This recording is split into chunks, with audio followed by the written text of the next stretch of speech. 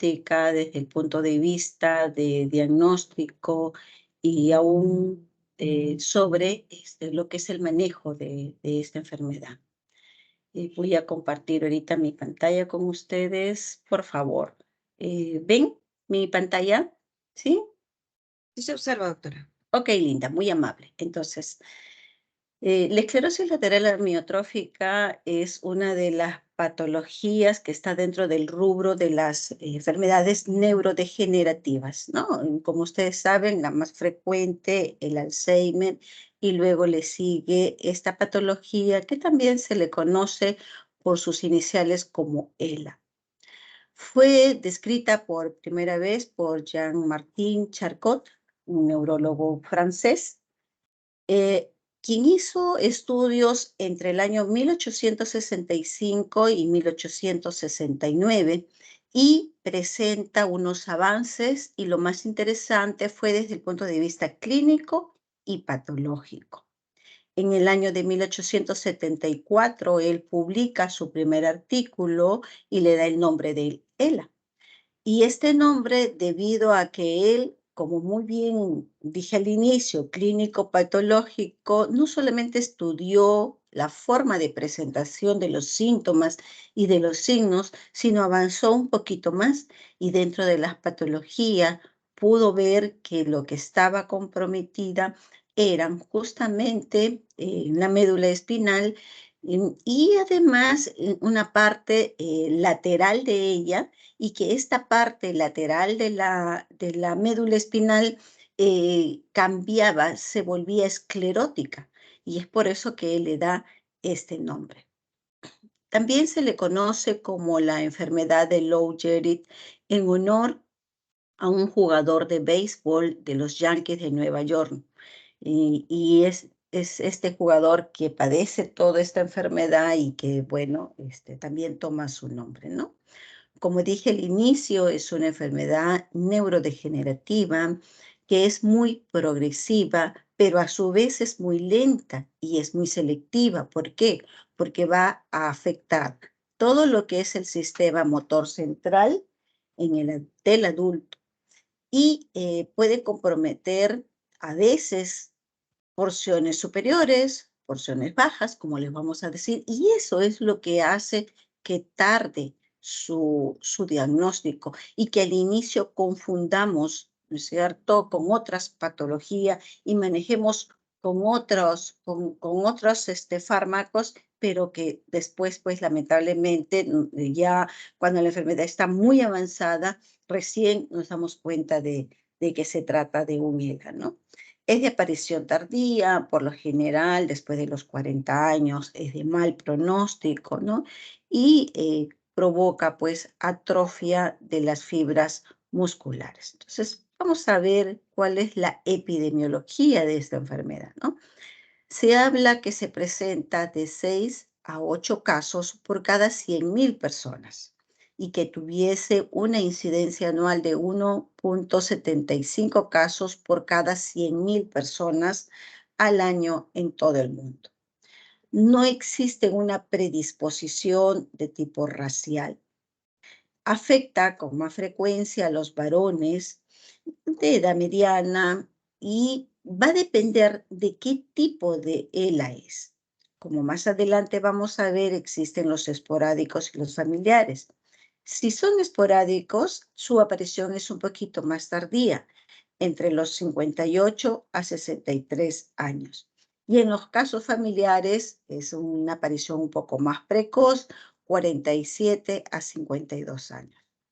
¿Qué factores de riesgo se ha probado que pueda ir de la mano con esta patología? Uno, la edad, ¿no? A mayor edad, mayor posibilidad que padezca esta enfermedad, el ser varón y que exista una susceptibilidad de tipo genética.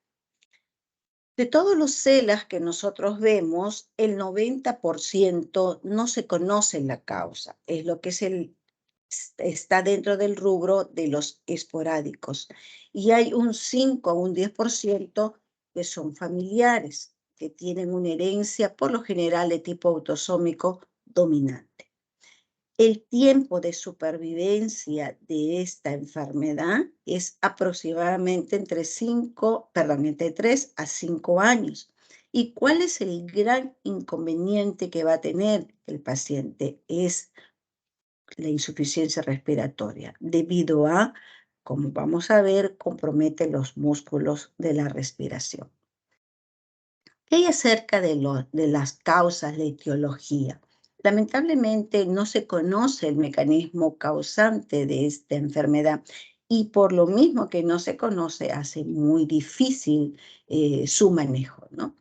Se consideran pues entonces que habría un origen multifactorial, que existiría el patrón genético, pero que también habría factores ambientales, los estilos de vida, pero no hay una sostenibilidad como para decir esto es, ¿no? Quizás de todo lo que se ha podido estudiar, se llega a la conclusión de que probablemente exista un estrés oxidativo y este estrés oxidativo daña el transporte axonal, altere la regulación del sistema inmunitario, que haya una alteración de tipo mitocondrial, que exista una excitotoxicidad, agregación de proteínas, ¿no? Y que por ahí capaz también agentes infecciosos. Eh, Hubo un estudio inclusive en el cual presentaba de que el uso de pesticidas podría causar esta enfermedad. ¿Por qué? Porque el uso continuo de ello haría de que todo el transporte axonal y el aparato inmunitario se altere, ¿no? Pero después han estudiado otras poblaciones que también utilizan estos insecticidas y no ha habido la prevalencia ni la presencia de esta enfermedad. Entonces, un poco que esta teoría también a veces se cae. Como les dije, habían dos tipos de ELA, un ELA esporádico y un ELA familiar. Con respecto al ELA familiar, el autosómico dominante y que estarían afectados el SOD1, el TDP43, el FUS-TLS, el ATX2 y dentro de los esporádicos, todo lo que hemos presentado como posibles causas, como posibles factores también de riesgo, ¿no? ¿Qué hay acerca del ELA familiar? Eh, si bien es cierto, está dividida en recesiva y dominante, con toda la carga genética que anteriormente les he mencionado, se han dado cuenta que el 20% de los pacientes que tienen un ELA familiar presentan antes, durante o después una demencia frontotemporal. Esto es reciente y ¿por qué los menciono y digo así? Porque cuando a nosotros nos enseñaban el ELA familiar, el ELA, en general el ELA, nos decían, es una de las patologías en las cuales el paciente asiste a su enfermedad. El paciente se va dando cuenta que pierde las fuerzas, que va perdiendo masa muscular y que lamentablemente él no puede respirar y él es consciente de ello. Hoy, el 20% de los que tienen ELA familiar, lamentablemente, pues presentan esta demencia frontotemporal y miren cómo la fisiopatología va cambiando. Desde el punto de vista de cuadro clínico, existirían dos formas de iniciar la enfermedad. ¿Y por qué digo iniciar la enfermedad? Porque puede empezar con afectación de la médula espinal. Entonces, esta afectación por lo general es asimétrica y es de ahí que yo les decía la confusión que a veces nosotros tenemos para hacer el diagnóstico. ¿Por qué? Porque al hacer asimétrica, que el paciente venga con una falta de fuerza en un brazo, en una pierna, a veces lo catalogamos como una mononeuropatía o a veces como una plexopatía, ¿no? Pero esta enfermedad va a ir progresando y va a comprometer ya otras extremidades. Y cuando avanza recién, se nos presenta la posibilidad de pensar de que sea una esclerosis lateral amiotrófica. En otros casos, la afectación es de inicio vulvar, ¿no es cierto? Entonces, ¿cuáles son los nervios craneales vulvares? Acuérdense, noveno, décimo, décimo primero, décimo segundo. Y entonces, la patología o el cuadro clínico va a depender de estos nervios afectados, ¿no? Y como ustedes saben, tienen que ver mucho, pues, con la deglución de alimentos sólidos, de alimentos líquidos, y al no pasar, entonces el paciente llega y lo primero que uno piensa, uy, no vaya a haber una isquemia, ¿no es cierto?, a ese nivel. Entonces, estas variantes clínicas que al inicio, ya les he dicho, pueden ser espinal y vulvar, en el camino, ¿no es cierto?, conforme va progresando la enfermedad, pues ya compromete, si empieza con un ELA espinal, entonces en el camino va a ir afectando los nervios craneales. Entonces también hay un compromiso de origen vulvar. Y viceversa, ¿no? Empezó como un ELA vulvar, progresa la enfermedad y también hace afectación de las extremidades. Entonces, vuelvo a repetir, estas variantes clínicas es el predominio de la enfermedad, pero no es exclusiva de la enfermedad, ¿sí? En el camino ambas se pueden juntar, ¿no? Entonces, el ELA espinal es la forma más frecuente, más o menos el 70% de los pacientes se inician así, y en el ELA vulvar, pues el otro, el 25 o el 30%, pero lamentablemente cuando el inicio es vulvar, el pronóstico es pobre. ¿Por qué? Porque no puede comer el paciente, no puede tomar el paciente líquidos y también compromete los músculos de la respiración. Entonces son los que con mayor facilidad se deterioran tanto por la alimentación, tanto por la dificultad para respirar y necesitan pues el apoyo, como vamos a ver en el manejo, ¿no? Entonces, aquí algunos de los síntomas y los síntomas que van a presentar va a depender, ¿no es cierto?, de la neurona afectada, del lugar de inicio. Entonces, yo en este paciente, ¿qué es lo que voy a encontrar? Es una de las enfermedades en las cuales ustedes van a encontrar compromiso de primera neurona y compromiso de la segunda neurona. El compromiso de la primera neurona, para hacer un recordaris, es todo lo que afecta el encéfalo, ¿no es cierto? En este caso, la médula sobre todo, y nos va a dar semiológicamente una paresia o una plejía, una hiperreflexia, una hipertonía, la presencia de Hoffman, la presencia de Babinski. Y de otro lado, también voy a tener compromiso de segunda neurona. Entonces, ¿qué voy a tener? Lo mismo, paresia o plejía, voy a tener hiporreflexia, voy a tener hipotonía, hipotrofia muscular y las fasciculaciones. Entonces, ustedes en este paciente van a encontrar una mezcla de ambos y eso es lo que a veces lleva a la confusión, ¿no es cierto?, diagnóstica. Entonces, si el paciente tiene un compromiso de la región vulvar, el paciente va a venir y va a decir dificultad para pasar alimentos sólidos, dificultad para hablar, no por un componente, ¿no es cierto?, encefálico, donde está el centro del lenguaje, sino por un componente de todos los elementos que hacen que podamos comunicarnos, y a eso se le llama disartria. Afecta los músculos respiratorios, entonces el paciente va a tener disnea, dificultad para respirar, ortopnea. Ustedes lo van a examinar, no va a tener el reflejo nauseoso, ¿no es cierto? Y a veces la habilidad emocional, si es que está el componente de la demencia frontotemporal, ¿no es cierto?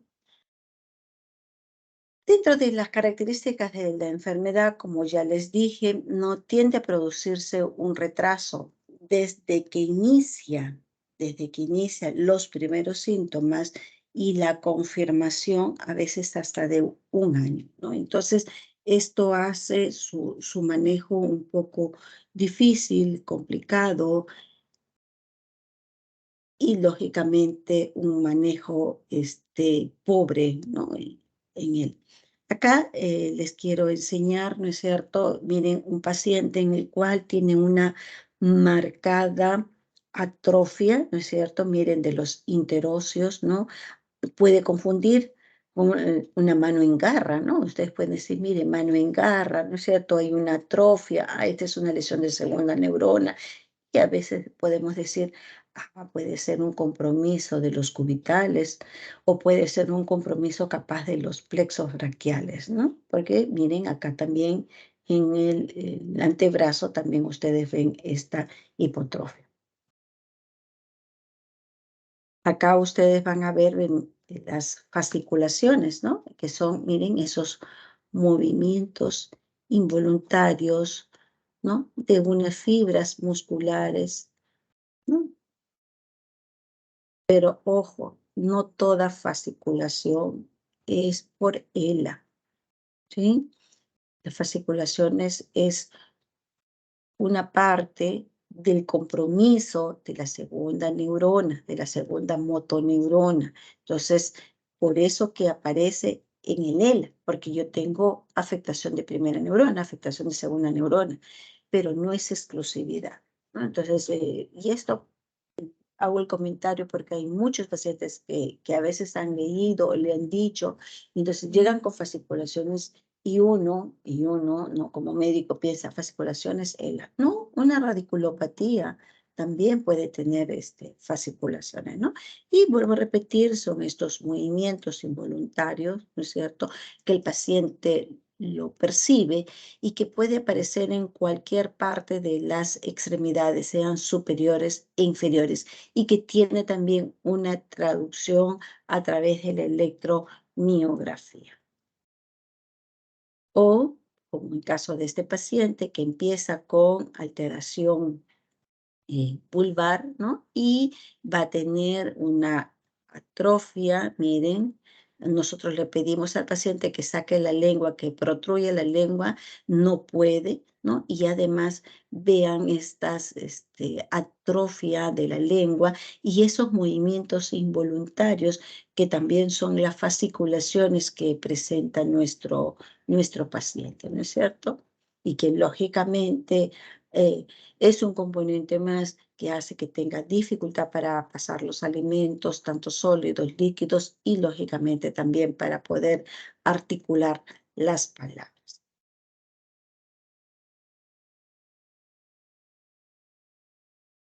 ¿Ok?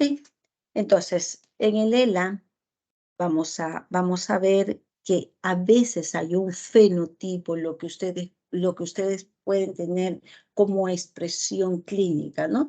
Y la clásica, pues, es la que desde el inicio de la clase les he dicho, ¿no? Hay compromiso de ambas motoneuronas, tanto superior como inferior. Puedo tener un fenotipo vulvar y entonces el paciente va a presentar dificultad para pasar los alimentos sólidos líquidos, la atrofia y las fasciculaciones que acabamos de ver en la lengua, ¿no? Puede ser un predominio o mayor compromiso de los miembros superiores, entonces va a tener una debilidad un poquito a predominio proximal, ¿no es cierto? O sea, de muslo sobre todo, y la atrofia.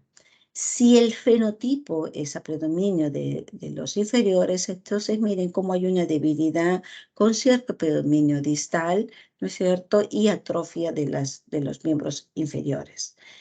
Fenotipo piramidal, entonces ustedes van a encontrar pues todas las características de una lesión de primera neurona y es por ello que miren cómo me puede confundir o puede presentarse como un problema respiratorio y el paciente no puede manejar sus músculos de la respiración y entonces ustedes, si un paciente tiene un fenotipo de esa magnitud, de esa forma de presentación, difícilmente ustedes pueden pensar, es un ELA, ¿no? Ustedes van a decir, no, hay un problema respiratorio, hacen todos los estudios y mientras van buscando, va pasando el tiempo, ¿no? A veces motoneurona inferior pura, tanto clínica como electromiográficamente, o motoneurona superior pura, que tiene pues un compromiso, vuelvo a repetir, de la motoneurona superior. un poquito de lo que es de demencia frontotemporal y lela, ¿no? No es entonces una enfermedad exclusivamente motora, hemos hablado, puede haber un componente del encéfalo y estos síntomas cognitivos son relacionados a cambios de personalidad, a un desarrollo de un comportamiento obsesivo, a una alteración en el juicio, ¿no? Entonces, si ustedes tienen estos síntomas, estos signos que tiene el paciente que acude a ustedes, lo primero que piensan es que se trate de una demencia, ¿no? Una demencia tipo Alzheimer o una demencia vascular, pero en la vida, como primera posibilidad, encuentran o piensan o dentro del plan de trabajo está la sugerencia de que sea de un ELA, ¿no? Y ellos, ¿cómo se llama? Están más de la mano con los pacientes que tienen un componente familiar. Y a veces, ¿no es cierto?, el ELA vulvar presentaría mayor coexistencia con estas alteraciones cognitivas. ¿Qué hacemos para hacer el diagnóstico? ¿Qué exámenes vamos a pedir? Aquí el primer examen que solicitamos es desde el punto de vista neurofisiológico, que es la electromiografía y la velocidad de conducción nerviosa, ¿no? Se pedirá los exámenes de rutina, ¿no? Para tratar de descartar, tiene una demencia, no vaya a haber un componente bioquímico, ¿no? Y estoy en obligación, eso sí, de hacer una imagen. ¿Por qué? Porque si yo tengo un componente, una alteración a nivel de la médula cervical, muy bien me podría explicar mi cuadriparesia, mi hiperreflexia, mi hipertonía, ¿no es cierto? Y hemos visto que fenotípicamente también hay un paciente que presenta estas características, ¿no? No son de rutina, pero también están los estudios genéticos que sobre todo se piden si el paciente tiene una edad de presentación bastante precoz y tiene el antecedente familiar, ¿no? Entonces, dentro de las exploraciones, como dije, vamos a tener la electromiografía, la cual va a decirnos, oye, está afectado, ¿no es cierto?, la segunda neurona, y me va a decir, mira, está afectado a nivel cervical, a nivel dorsal, a nivel lumbar o a nivel también vulvar, ¿de acuerdo? Entonces, todos estos que he mencionado son segmentos, ¿no? Entonces, esto va a ayudar, como al final voy a presentar la gráfica, para decirme, ¿es un ELA probable, es un ELA posible o es un ELA definitivo? ¿No es cierto? Y en electrobiografía vamos a encontrar algunas actividades como son pues la de inervación, voy a poder tener una traducción eléctrica de estas fasciculaciones que clínicamente ustedes también lo pueden ver.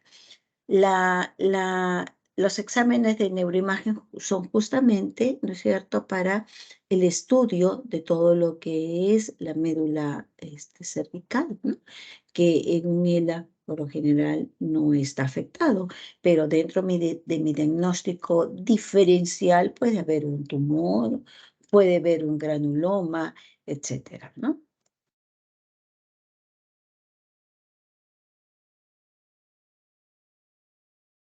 Bueno, en esta gráfica es para mencionar, ¿no es cierto?, acerca de la electromiografía, ¿no? Es un osciloscopio, escuchan, ¿sí? Escuchar no, doctora, pero sí vemos. ¿No escuchan El video No, no no. escuchamos No, no todavía. se escucha, doctora.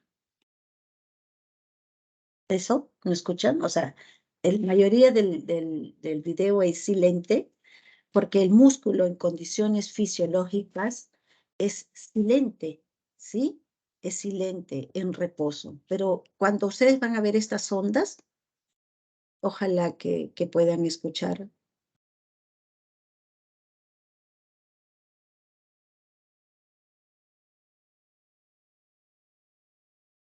¿Eso? ¿No lo escuchan? No, doctora. Sí se ve toda la gráfica, pero Ah, ok, parece que lo entonces la compartimos voy, sin audio. ya, no importa. Entonces, lo que quiero mostrar es estas ondas grandotas, ¿sí? Se le conoce como, no escuchan, No, doctora. ya. Entonces, estas ondas grandotas, que es parte de un patrón neurógeno crónico, que es lo que se ve en un paciente que tiene ELA, pero que además, cuando uno hace la electromiografía, coloca una agujita y le pide al paciente no mover los músculos, que estar en reposo, y en esas condiciones el paciente, ¿no es cierto?, no debería de presentar mayor cosa, ¿de acuerdo? Permítanme un ratito. Entonces, en la electromiografía les va a ayudar, ¿por qué? Porque este procedimiento tiene pasos y uno de los pasos es yo coloco la aguja y la dejo ahí y le digo al paciente que se relaje y que no haga ningún movimiento. En condiciones de reposo no debe de el músculo emitir ningún sonido ni ver nada. ¿De acuerdo? En condiciones patológicas, como es el ELA, yo voy a encontrar la denervación, que se va a traducir por fibrilaciones, por ondas positivas, y las fasciculaciones, que es lo que ustedes clínicamente han observado en un video anterior. Luego yo le pido que haga la actividad, vamos a suponer la agujita yo le he puesto en el bíceps, le diré pues haz como que vamos a hacer un punche, ¿no? Y se van a observar estas unidades grandotas que les dije, el patrón neurógeno crónico, ¿no? Y así es como tenemos que ir explorando muchos músculos en el miembro superior y en realidad en los 4 miembros, ¿no? Entonces, esto es una tabla donde están los criterios revisados para el diagnóstico de ELA y que dependiendo de cuántos segmentos están afectados, yo les voy a decir, mira, clínicamente posible, clínicamente probable, apoyado por laboratorio, ya sea por protocolos de neuroimagen, electromiografía, etcétera, el ELA probable y el ELA definitivo, ¿no? Y va a depender, vuelvo a repetir, cuántos segmentos afectados tengo, ¿no? Lógicamente, al inicio, el paciente que llega porque tiene una falta de fuerza en el miembro superior, porque nota que las cosas se le caen, que tiene debilidad, que por ahí a veces le salta el músculo, ustedes probablemente encuentran en una sola región, ¿no es cierto? Y pueden pensar flexopatía, neuropatía, ¿no es cierto? Y podría tratarse de un ELA clínicamente posible, ¿no? Bueno, esta era una imagen, ¿no? Para que ustedes observen las alteraciones de la primera neurona, cómo van a ir progresando, los exámenes que voy a ir tomando, solicitando, pidiendo. La biopsia en estos casos no es un examen de elección, ¿de acuerdo? No es un examen de elección. ¿Qué hay acerca del manejo, del tratamiento de esta enfermedad? Se necesitan unidades multidisciplinarias. Esto no es una exclusividad del neurólogo. Necesitamos trabajar conjuntamente porque, como vamos a ver, hay muchos órganos afectados y yo necesito el apoyo del neumólogo, del gastroenterólogo, para poder que ese paciente tenga calidad de vida. El objetivo siempre será prolongar la supervivencia, pero como siempre es importante, ¿no? Calidad de vida a nuestros pacientes.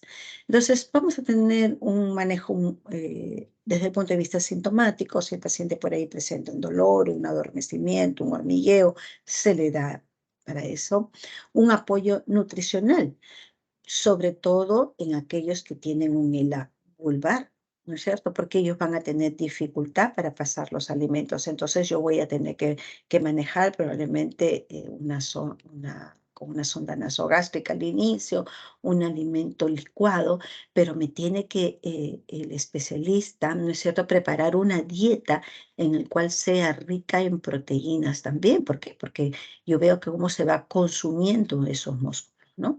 A veces tenemos que llegar pues al uso de la gastrostomía, una sonda de alimentación a través de la piel que va directamente al estómago, ¿no es cierto? Y entonces ya ahí ya tengo que pedir el apoyo del cirujano, pero también del gastroenterólogo, ¿no? El soporte ventilatorio o los sistemas de ventilación que pueda necesitar nuestro paciente. No hay un tratamiento curativo y se emplea el Riluzol en muchos países, y les comento que recién hace una semana ha sido lanzado acá en nuestro país. El sustento para el uso del Riluzol es que habría un estrés oxidativo, ¿no? Y entonces esta droga neuroprotectora bloquearía la transmisión glutaminérgica en el sistema nervioso central e inhibe la descarga neuronal del ácido glutámico causante de todo este estrés, ¿no es cierto? ¿Qué hay acerca de las respuestas? ¿Cuál sería el objetivo? ¿Qué esperaría yo de este Riluzol? Bueno, lo único que yo he podido encontrar y lo que el laboratorio acá también dice es aumentar 6 meses de vida, evitando que el paciente ingrese al uso de ventiladores. Es lo único que nos ofrece, ¿cierto? Y retrasar la utilización o el ingreso a una unidad de cuidados intensivos con todos los riesgos que ustedes pueden tener, ¿no?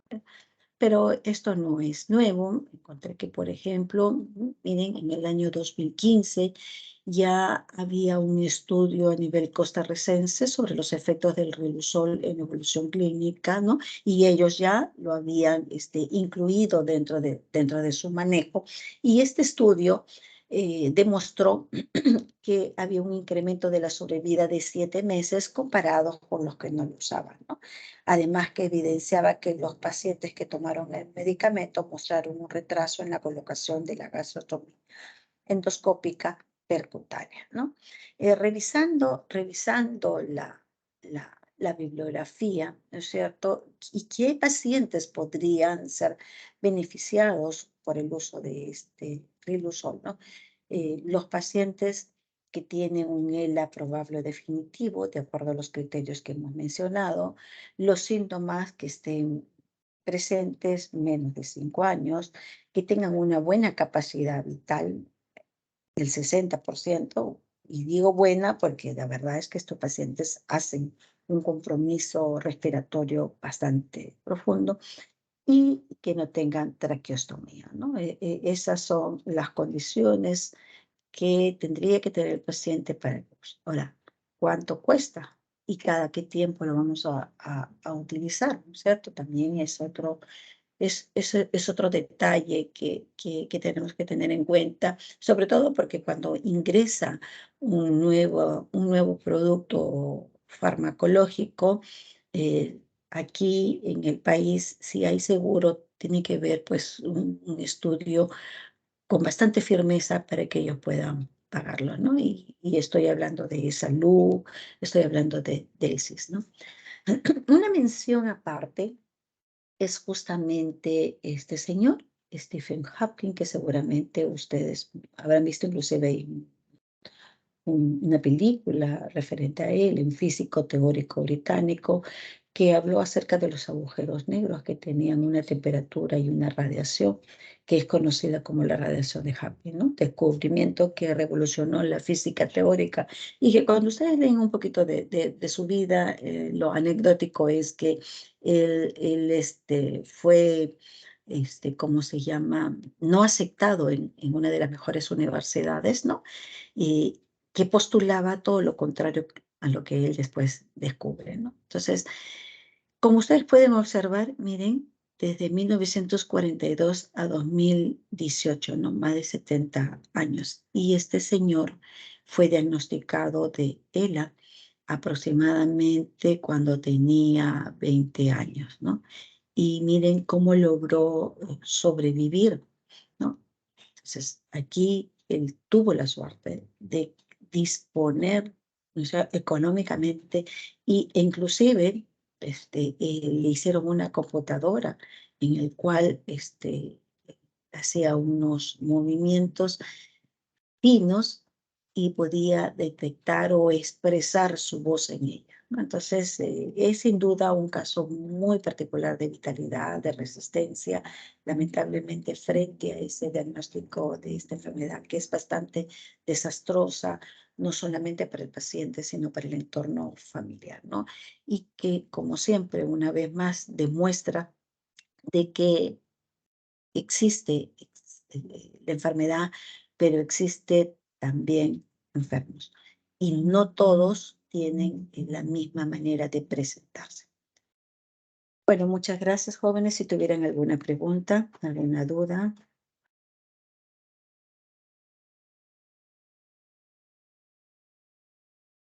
¿Ninguna? Doctora, buenos días. Hola. Sí, doctora, yo quería preguntarle en relación a lo que es la esclerosis lateral amiotrófica, para efectos del diagnóstico diferencial, ¿habrá también alguna otra enfermedad neurológica que pueda confundirnos en este caso con el cuadro tan florido que se vio tanto por daño a primera como segunda neurona? Bueno, va a depender en qué momento y qué clínica tenga el paciente, ¿no? Como les he dicho, a veces empieza con un segmento, y cuando me refiero a un segmento, un brazo o una pierna, y entonces su diagnóstico ahí diferencial puede ser una plexopatía, radiculopatía, polineuropatía. Si bien es cierto, estas patologías tienen una riqueza de segunda neurona y no de primera, como es el ELA al inicio no le muestra los síntomas tan floridos que tiene. Los síntomas, los floridos que el paciente tiene, los va a presentar lamentablemente en la última etapa de la enfermedad, ¿no? Si ya está afectada las 4 extremidades, entonces me puede confundir con una patología a nivel cervical. Si el ELA debutó como vulvar, ¿no es cierto? El paciente viene y dice, doctora, no puedo pasar los alimentos. Lo primero que usted piensa es una patología capaz desde el punto de vista otorrino, y usted lo manda al otorrino, ¿no? Y el otorrino le hará pruebas, tratará de hacer exámenes para confirmar qué enfermedad puede ser. Y en ese lapso, doctora, ha avanzado 2, 3, 4, 5 meses y el paciente se va deteriorando, ¿no? Entonces, el diagnóstico diferencial va a depender cómo empezó, qué síntomas usted en ese momento está cogiendo. ¿Alguna otra pregunta? ¿Ninguno? Gracias. A usted, muy amable. Bueno, chicos, entonces, si no hay más preguntas, ha sido un gusto y espero que hayan entendido esta patología que, como vuelvo a recalcar, ¿no? Es una enfermedad neurodegenerativa, la segunda en su orden y que lamentablemente difícil manejar. Me demoro 1 año y medio en a veces en hacer el diagnóstico y poco le puedo ofrecer a mi paciente. ¿Ok? Buen día con todos. Gracias. Hasta luego.